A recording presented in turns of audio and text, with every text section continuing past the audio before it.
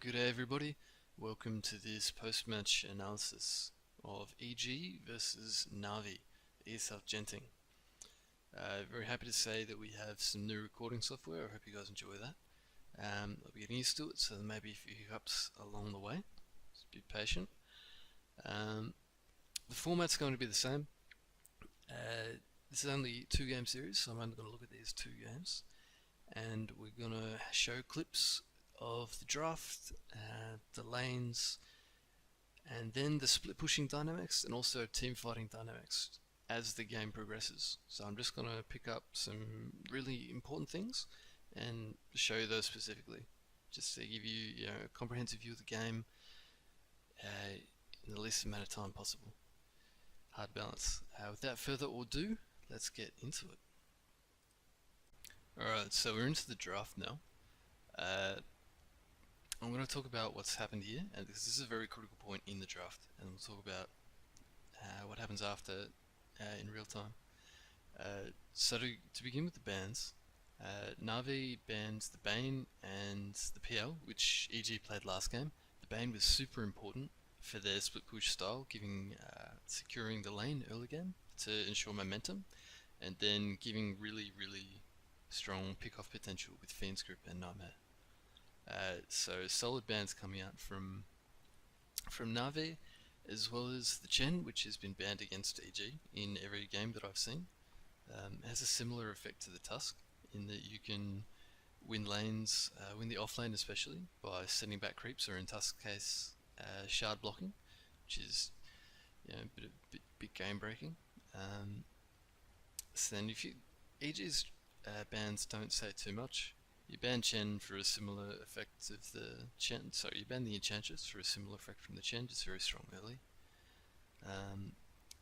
AA is a hero that limits your draft and combos very well with the Void that EG have probably given to Navi. It's the choice between those two for them, and Tiny is very annoying. So Navi here, they've gone really, in their picks, they've gone really heavy team fight. Which is pretty common for them, I think. So they've got the Chronosphere, they've got Burrowstrike Epicenter, and they've got, Kaskin and Deathward. What they don't have is Wave Clear. So EG at this point have a very good idea of now what they want to do, and they're kind of pulling something on Navi, which Navi didn't expect. So right now, EG don't have anywhere near the team fight, and they're deciding, as you'll see from these picks, we speed it up to go the Coddle and the Naga. So at this point,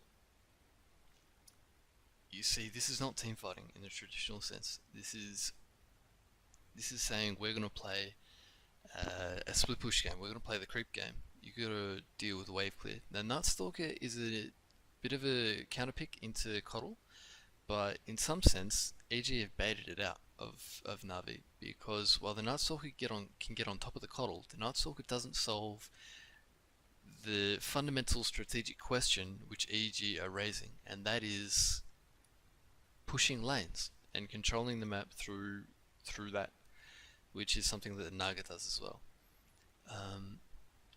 So they're really Navi are leaving it all to their last pick. Huge pressure on their last pick, and EG have banned out Tinker, which is probably Navi's ideal pick for this situation. Something that can be everywhere and push out every lane. So it's also a bit of a surprise, I think, for EG to pick these heroes. They're not heroes that they've played in this tournament that I've seen at all, and well, they're probably heroes that they've played in the past. They're just not heroes very favourable in the current meta at the current moment amongst anybody.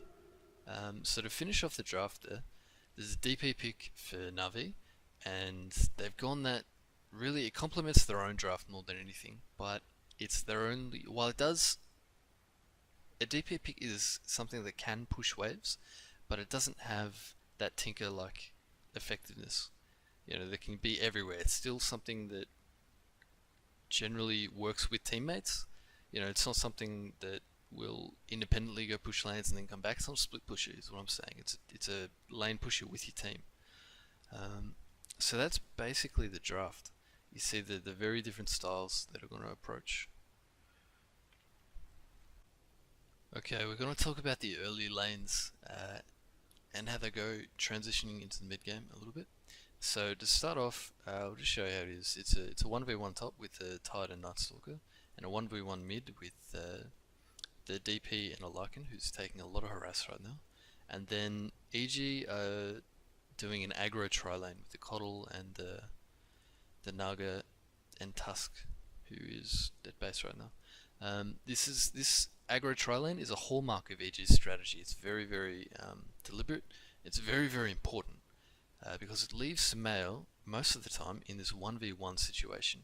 And in this matchup, he's got the edge, you would say, generally speaking. It's now night time, so Nightstalker's doing pretty well. He's feeling pretty strong.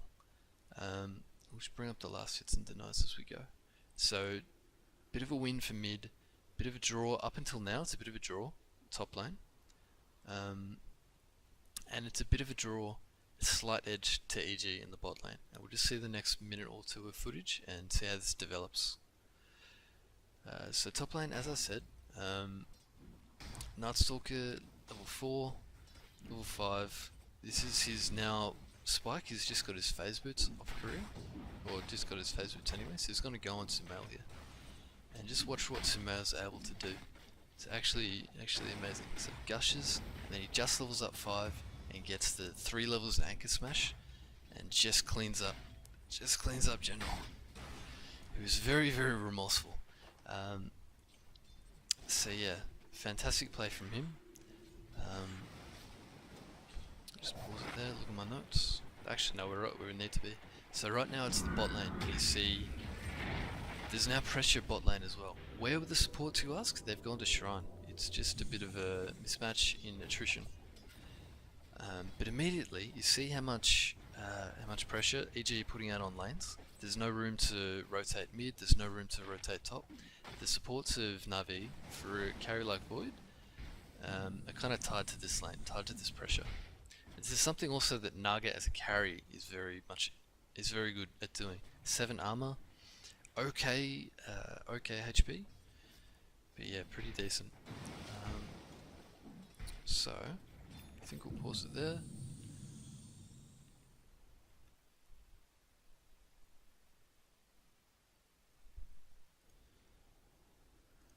Yeah, okay, last thing that I want to note, back into the mid lane. For Fear and EG right now, you see he was losing mid and losing pretty hard, right? But this is what he's able to do because of the nature of Lycan as a hero. He's able just to go to the jungle, give the lane to his support, and they don't really lose out on anything. Although this is the timing for, level 6 on DP. He's gone for no exorcism, so I won't be able to make use of the catapult. But yeah, so that points out that's how the lanes go. So now we're going to take a look at the early game movements and just a bit how this is going to develop. So there's a 3-man gank straight up top onto Sumail.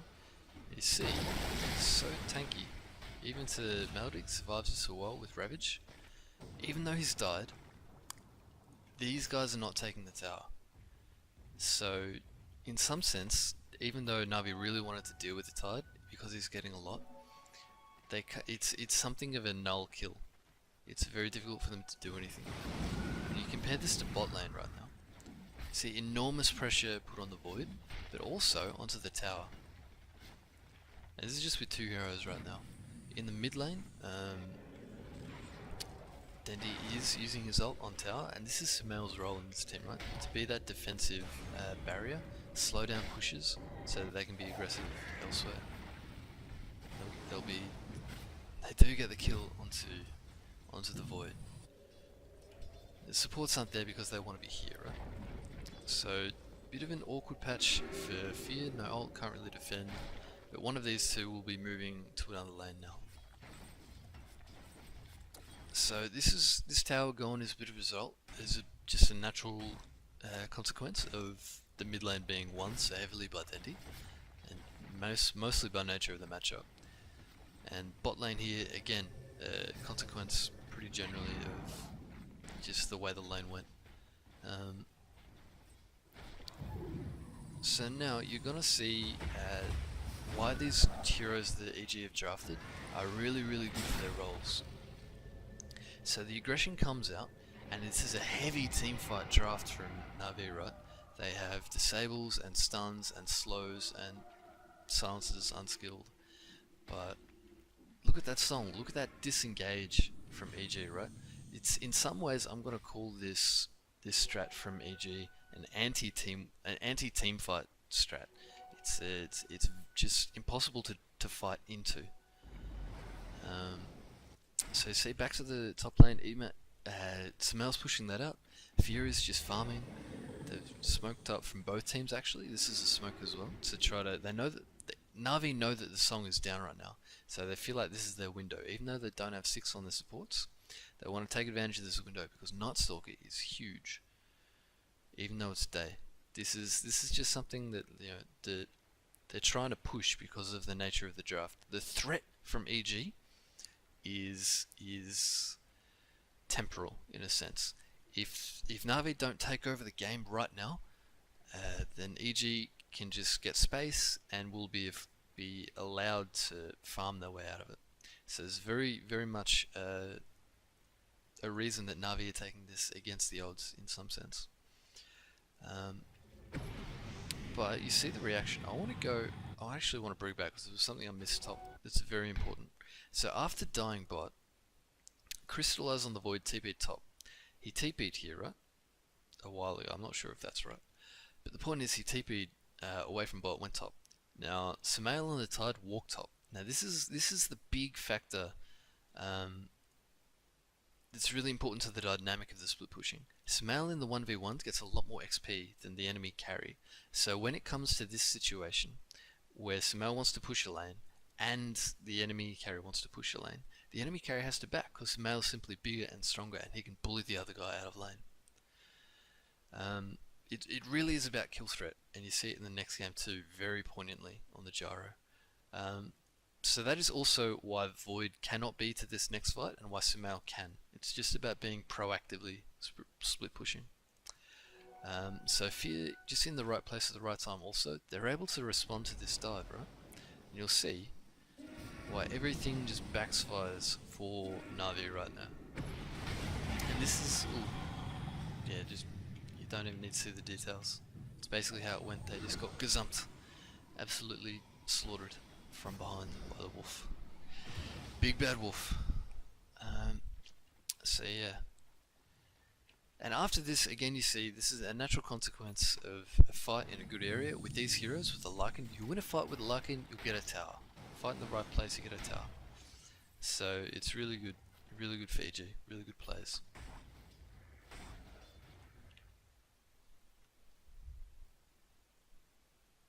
Here you guys are gonna see some basic split pushing patterns.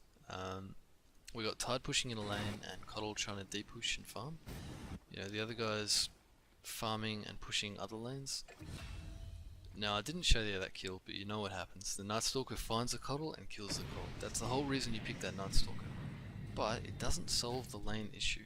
You're still getting 2 of the 3 lanes pushed, and even though they've got 3 heroes on Tide, 5 heroes on the lane, I just wanted you to see how long it takes them to kill this Tide. All the while, the other lanes are pushing. Right? Time not hitting tower. But creep wave's back here.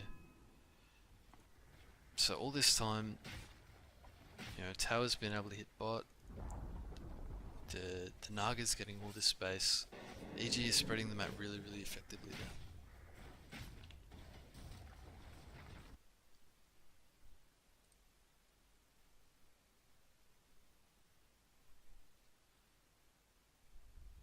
Okay, you guys are gonna see some really cool teamwork from EG here.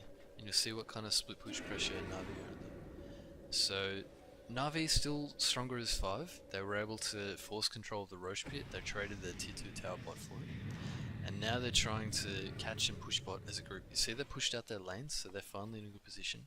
But EG are getting there. They've got the Radiance on Naga, with the Lycan in the far lane. And they don't want to fight this Na'Vi team head on. So Dendy's showing he's pushing bot, and the enemy team is just looking for a pick. You know, they've got Aegis on Void, they want to use this Chrono. EG having none of it though. You're going to see here, the effectiveness of this EG calling it the anti-team fight. Song comes out just in time for crit. You see Lycan hitting tower top much faster than, I'll replay that, much faster than he was, and it could ever hope to on the DP. And you see this is 4-on-4 battle now mid. It's really crisp team fight, really effective. So they take down the Aegis, they take down the target, they've backed off so that Void isn't able to go in.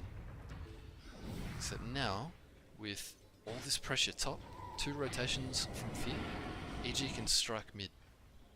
EG can continue the pressure. So they cancel the TP, you know, and Fear, because he's a wolf, can just walk away, right? It's insane. So Chrono finally comes out, and when it does come out, it's a moot point. There's nothing that can be done with it. So this is just, it's really good play from EG. This is the kind of split push dream, right? It's amazing. They've done everything right there. Hard play to Na'Vi. You know, they had the right idea. It was admirable, but didn't pan out. Alright, if you guys thought that Na'Vi were getting a bit desperate before, you're gonna see a further increase now. I said at the start, the onus was on Na'Vi to take control of the game, and it's very much true now. So with this Shadow Blade, I'm going to show you the vision, right? And what's happening on the greater map. So top lane, Fear is again never playing with this team, always splitting, and is pushing out top with wolves and other things. Mid lane, the teams are trying to push in both ways. You got Naga Illusions, and you've got Dendi showing. Bot lane is the giveaway. Bot lane's pushing well into bottom, and nobody for Na'Vi is farming it. So this Shadow Blade, as well as, you know, the good scouting from EG, is giving away Na'Vi's position and their intent, right? It's also they know that there's a Shadow Blade completed or about to be completed on Crystallize as well.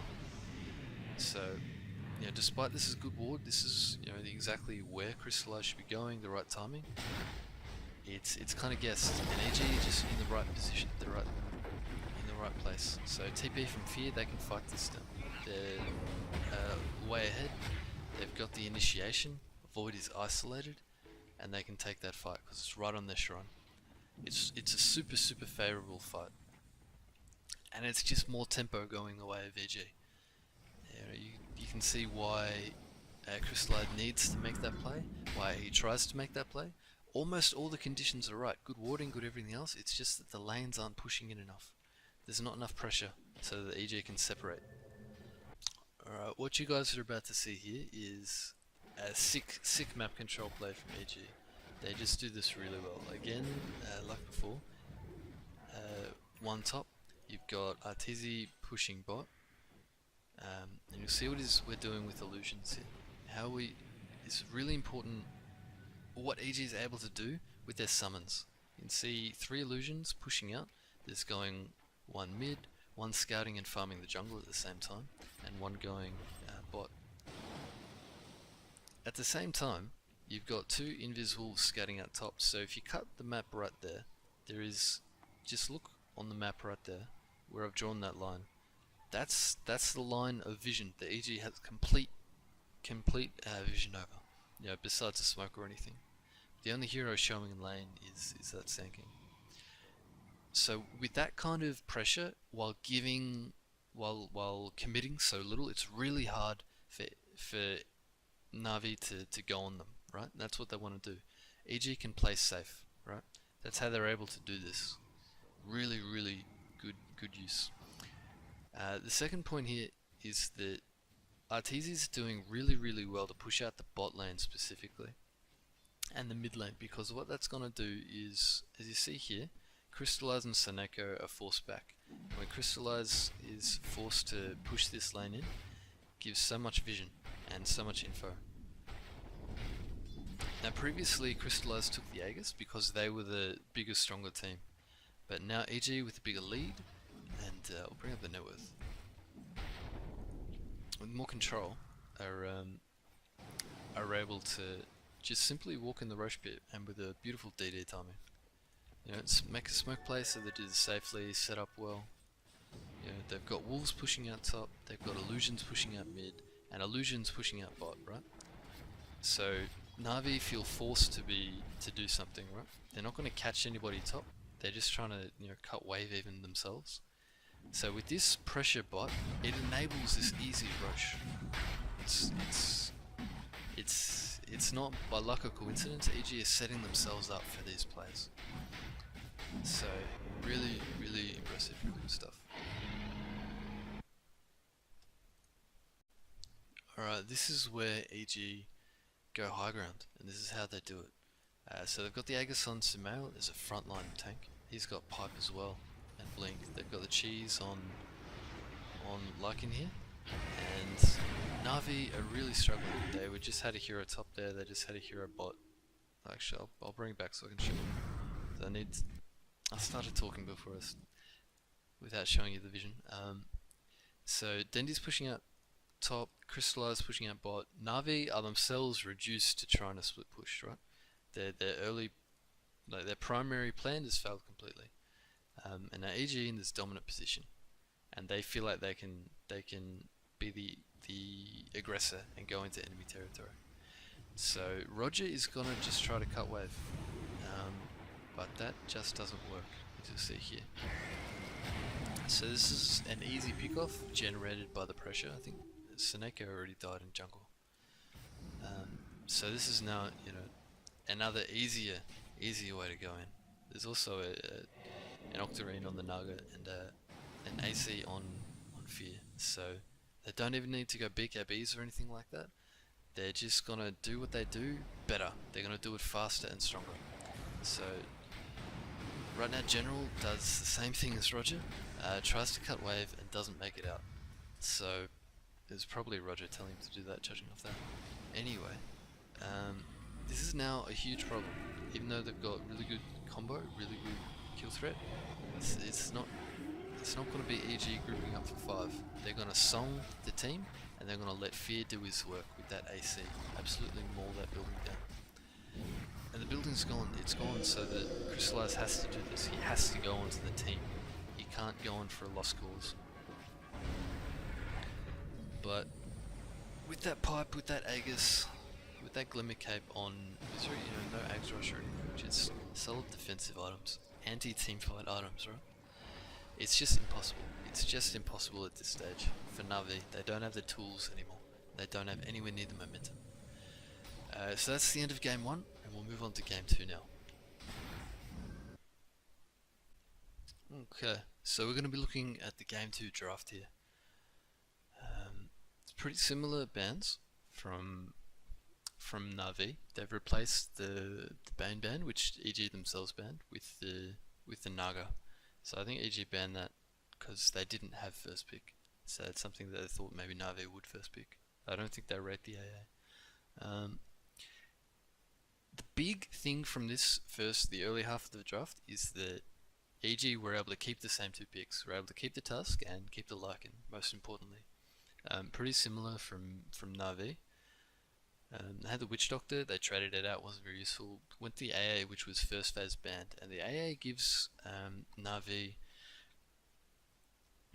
a little bit more. They're probably just more comfortable with it. You can, AA ult's very powerful, very good in a tri-lane for the secondary stun. So I think Na'Vi had some nice adaptations in mind, for that aggro tri-lane type environment. And went to Gyro too. Gyro much better in that environment compared to Void, who's really only a melee hitter. But yeah, so EG, now that the big question for them at the middle stage of the draft is who they pick for Misery, seeing as Bane and who else? Coddle has been banned. So they pick Rubik, and Rubik is really interesting because he fits under the defensive team. I called it anti-team fight before, but it's probably better known as defensive team fight. In that you sit back, they use a spell, you steal the spell, you use it better. And so they've got Tusk as well. And Misery actually plays the Tusk, and Crit plays the Rubik, which is Crit's hero, really. But yeah, the next adaptation that Na'Vi make is the Timber. And they pick the Timber, I think, in mind for a good matchup against heroes, but also for that 1v1 with, they probably think Sumail, right? E.g., if they do that aggro tri lane again, not only gonna Na'Vi gonna have a stronger safe lane, but they're also gonna have a stronger off lane. Previously they had Nightstalker, but Timbersaw can really take a lane over 1v1. So that's you can see a nice, clear, good adaptation with a clear goal in mind. The third, also the last pick, catches everybody I think off guard, is the mid Shadow Demon here, and that's obviously intended to be against Omni Knight. There's a way to deal with his ult, and to increase Navi's own team fighting, you'd say, disruption onto task target or something like that. It's hard. This is also an element of drafting into a Rubik. Your options are limited because of that. So yeah, the last thing about these three cores from Na'Vi is that there's much more wave clear. Gyro can wave clear better than Void can. Timbersaw can wave clear better than Nightstalker, and SD can wave clear just as bad as well as DP can, a little bit slower. So there has been some adaptations from Na'Vi. The big one that they don't, the big glaring miss, is that they don't have anything that really hit towers. So they're not able to like split push with intent, but they can deep push better. So that's their idea. Now this last pick from EG is exceptional. I think Na'Vi still thought that Lycan was going to be their mid lane, and EG threw spanner in the works and say they're going to pick the ideal hero, or an ideal hero for the situation, as Storm. Something with kill potential, something that can be anywhere at any time and just tear it to shreds. It's also really good targets. Storm's very good against AA, pretty good against SD, pretty good against Sand King, and he's got the magic damage to burst these two heroes as well. So that's the draft. I'd say outdraft by EG.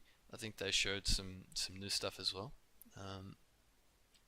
But yeah, on to the next.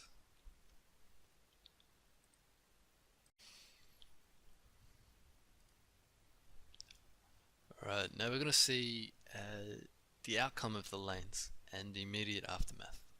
So you see on the minimap, Rubik is farming the bot lane. Rubik spent his time mid.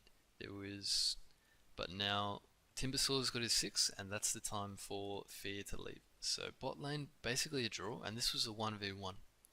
In mid lane it was a 2v1. You had Crit sitting the Storm, and he made this stack, this huge 5 stack at 5 minutes. So it went alright went pretty good for EG. They won the lane based on CS, I think on XP. I'm not sure how it would have gone 1v1, but it swung now in favour of EG. So the top lane, that left a 2 for EG and a 3 for Na'Vi. And EG, this was the killer. This is the big lane that they did damage in. They won this lane. This was the lane where Na'Vi was supposed to win unequivocally, and you can see the A is dead right now, with this super heavy magic. But Sumail, having Repel on Omni Knight, has really thrown a spanner. Really thrown a spanner in the works. So EG kind of had the answer to this lane. Probably comes with picking your entire lane in the first 3 picks. You can allow yourself to this to happen. But yeah, good play from EG. So that's the immediate aftermath of lanes, and I'll show you a couple of minutes just to see the rotations that happen as a consequence. So EG are going to defend this tower just with crit. Even going to dive top, just to add pressure. So anytime that these supports leave lane, Crystallize himself is under pressure. He can't stay. Sorry, he can't farm safely. So it keeps the supports here. That's really important for EG. It keeps the enemy supports here. So crit defending this tower, just trying to slow it down, right? Just slowing it down, which is really good for EG, because otherwise, Dendi would push 10 times quicker. Imagine all those creeps hitting tower. But this is what they're doing with their cores right now. They picked up a DD on Storm, and they're just farming. This is the issue with Na'Vi's draft. They don't have tower hitters.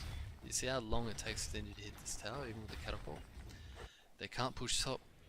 SD's not really a tower threat at all, and it just lets these two pretty greedy heroes from EG farm jungle and farm bot. So EG are farming 4 spots at once, and they're not getting punished at all for it. Where Navi are just farming 3.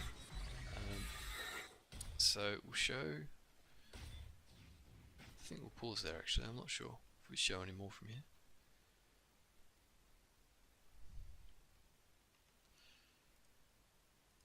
Okay, we do. We're going to show up to 8.5 minutes, I think, for this bottom. We'll see how this push shit bot goes, and we'll show what happens with the storm. He's gotten 6 and almost 7 from that count. And General on the mid SD is coming to push this lane as well. Stendy probably shouldn't do it alone. He's vulnerable to those. However, look at this. This is a really, really important rotation from RT. In the sense that they're not going to defend this lane. It doesn't matter too much. They're playing that split game, and it's also a split for stacks, right? This is a 4 stack. This is another 4 stack, right? Is another big resource, and you see how now it's important for Navi. Again, very slow pushing bot, crit D pushing, and now the space. Now there's finally space for Fear. He's got some item. He got his item at 8 minutes. And yeah, you see where the weakness is for Navi. They're able to. Sorry, I missed that. They're able to. EG are able to impact 3 lanes basically. Storm, that Invis rune, they're just gonna go on the general. So these 2 heroes for EG right now, that one incident right there summarizes everything right about EG's approach. With the Storm Spirit, they have the ability to gank. They have threats on heroes anywhere, anytime, especially as late as the game. With this Lycan, they have threats on towers, right? These 2 heroes don't do the same thing, they do different things, but they complement each other. They complement each other beautifully. Now, because of Crit's work in the bot lane, Dendi didn't feel safe pushing all the way in, not with that mana. So EG don't even lose anything, right? They don't actually take, from this point on, Navi never ever get close to this tower again. This is the last damage this tower takes. So yeah, that's the early game. That's fantastic rotations from Arteezy. We'll move on to the next one. Okay, so at 10 minutes and 30, you're gonna see EG really put the squeeze on Navi, and you're gonna see Navi's lane pushing just crumble. So Dendi again is that hero that's supposed to be unkillable, the dead zone hero like Tide was last game, who can push out a lane, and he's put himself in danger deliberately here. So Fear on the opposite side of the map to Arteezy is threatening bot. Mid lane is just, they're being pushed out. But Arteezy and Crit are just gonna dive here with the double damage. They've got lane control. See how much nuke damage they have on EG. They're able to get this pick, and now the rotations have come, and they're committed. Meanwhile, Fear sizes up Crystallize, rotations came out top, huge pressure on the Navi, and they're crumbling. You see how much damage Crit's taken there, how much pressure is absorbed, and this is what Sumail's able to do because of the nature of the hero. That defensive ability gives you so much offensive potential, and we've had 3 kills. We're getting a tower bot now, and the pressure's gonna come on more. 4 kills for nothing, 2 towers for nothing. It's absolutely disastrous for Navi. And from this point, they probably lost the game. This sequence here, they probably lost the game. It's as much as I'm trying to give credit to EG, it was also, I think, Navi were just unprepared, really unprepared. Maybe some communication errors, but not very good teamwork there. Alright, so now at 18 minutes and 50 seconds, this is the last clip. We're going to see how EG go high ground. Now we're only at the tier 2s now, but you're seeing the EG, I think, did they take Aegis? Yeah, they're taking Aegis with the Lycan. They've got an Orchid, Kaya, Aegis on Storm. So they're pushing aggressively 2 lanes here. And you see Na'Vi aren't able to defend solo like Crit was able to slow down the push bot. And Dendi again is very, very slowly pushing in top. Now Crystallize basically never recovered. He was never able to get out from that bad lane, despite drafting so that we have good lane. Again, EG got the pick there. Now Dendi's finally forced to go back, but you see, with that repel on Arteezy and that Orchid, there is nothing stopping. I just want to pause it there. With that Sand King dead, there is nothing stopping. Where did it even go? There is nothing stopping Arteezy, that big ball of light, going on with that Orchid. And I just want to point out why this build is so good here for this game. It's really, really, really good for the aggression, right? He's got the repel, he wants to go in and kill somebody. And there's nothing that goes through the BKB. You know, Shadow Gem was drafted for Demonic Purge against Guardian Angel. Doesn't work against repel anymore. So there's nothing stopping the Storm with an Aegis. Crystallize just TP'd in, right? He just TP'd in from jungle. And again, this really shows how unprepared Na'Vi were. They were unprepared to lose Roger. They were unprepared for for EG to dive the base, and they're unprepared to die in this fashion so quickly. So by the time their carry shows up and their only source of AoE damage, or damage in general, it's already too late. They've lost the fight. It just happens just that quickly. It really does. So yeah, that is the game. It's called right there. Na'Vi know it. This is one of the hardest stomps I've seen in a while. But it's not without their credit to EG, not without their credit at all. So I'll make some concluding remarks now to close off the video. Again, overall on the series, this was just so dominant from EG. This is EG of old, right? This is the EG everybody knows that they can be. So it was fantastic to see. On the other side, I think Na'Vi were just caught unprepared. It really was. I don't think they really understood the threat that EG were bringing to them. Maybe they didn't have time to study their recent drafts. Maybe they were expecting something different. Not so sure, but they weren't prepared to play this type of game that EG were bringing to the table. Going forward from here, I think is really interesting. Now I know I've actually I'm late to the discussion because EG have played the next series with VP and I haven't seen that yet. I've been working on this video and other things. But the questions are still the same, generally speaking. And if you're only following these videos, then they're even more relevant for you. So the big questions is about EG's drafts. The success that they've found is based on this new, or this very specific split push, really, really rapid, CIS style data. So how can they keep that up with different heroes? For Misery, this game, his doubts were removed, I think. He's played all this series. You only played the Bane before, now he's played the Tusk himself, and he's played the Coddle, both very, very well. Arteezy, I think, also did even better. In terms of draft versatility, he's played the Naga as opposed to the PL from before, and he's played the Storm now. So it's also shown with that Arteezy and Fear are able to swap around, which we generally knew before, but it's nice to see that they're able to do it again, and to outdraft Na'Vi in that manner, in this fashion, in this game.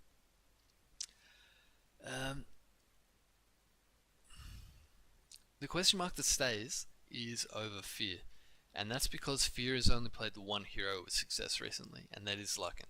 Now, for whatever reason, Na'Vi refused to ban the Lycan, as did Penta, refused to ban it. They thought they could beat it. They thought they could beat it in lane, which they did. You know, they thought they could push it with wave clear, but they haven't. And that's a lot of that to do is with the aggro try and space being made for the Lycan, and the Lycan being able to catch up in jungle. But you see the real power of the raw power of the Lycan is still there. He takes buildings, right? He just takes buildings. And the other point about him is that he's able to do that on his own and survive ganks. There's 5 or 6 or 7 examples I could show you or point to where Fear escapes a gank. Any other non-mobile hero would simply die. Because they can't run away at 700 and a million movement speed, right? I don't forget what it actually is, but it's like it's 1,650,000 or whatever. Um, yeah, so that stays. If Fear is playing the DP, which he played 5 games very recently, very unsuccessfully, I don't think the EG are going to pull this. I don't think they can go back to drafting Death Prophet.